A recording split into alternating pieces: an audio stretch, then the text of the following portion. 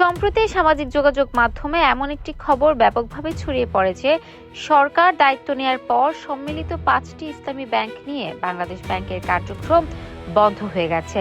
পোস্টটি ছড়িয়ে পড়ার পর অনেক আমানতকারী উদ্বিগ্ন হয়ে পড়েন।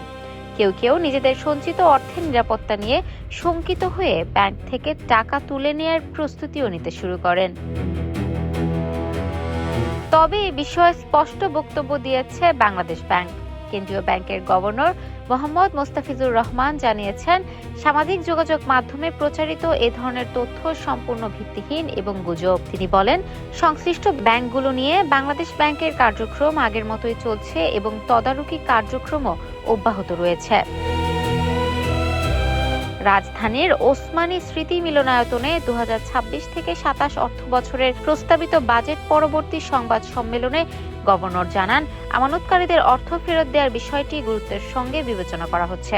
আগামী 1 থেকে 2 সপ্তাহের মধ্যে এ বিষয়ে কার্যকর উদ্যোগ নেওয়া হতে পারে বলেও তিনি আশাবাদ ব্যক্ত করেন। তিনি আরও বলেন, ব্যাংকগুলোর প্রশাসনিক পুনর্গঠনের কারণে কিছুটা সময় লেগেছে। চেয়ারম্যানদের পদত্যাগ, নতুন ব্যবস্থাপনা পরিচালক নিয়োগ এবং বিভিন্ন আবেদন যাচাই বাছাইয়ের মতো প্রক্রিয়া সম্পন্ন করতে কয়েক মাস সময় ব্যয় হয়েছে। মে মাসে এসব কার্যক্রম শেষ হওয়ার পর এখন ব্যাংকগুলোর কার্যক্রম স্বাভাবিক গতিতে এগিয়ে চলছে। প্রযুক্তির এই যুগে তথ্য পাওয়া যেমন সহজ হয়েছে, তেমনি বেড়েছে বিভ্রান্তিকর তথ্য ও গুজবের বিস্তার। বিশেষ করে কৃত্রিম বুদ্ধিমত্তার উন্নতির ফলে এখন এমন সব ছবি, ভিডিও ও তথ্য তৈরি করা সম্ভব হচ্ছে যা বাস্তবতার সঙ্গে এতটাই মিলে যায় যে সাধারণ মানুষের পক্ষে সত্য মিথ্যা যাচাই করা কঠিন হয়ে পড়ে। আর এই সুযোগকেই কাজে লাগিয়ে সামাজিক যোগাযোগ মাধ্যমে বিভিন্ন সময় ছড়ানো হচ্ছে নানা ধরনের গুজব, যার প্রভাব পড়ছে সাধারণ মানুষের জীবন ও অর্থনীতির উপরও।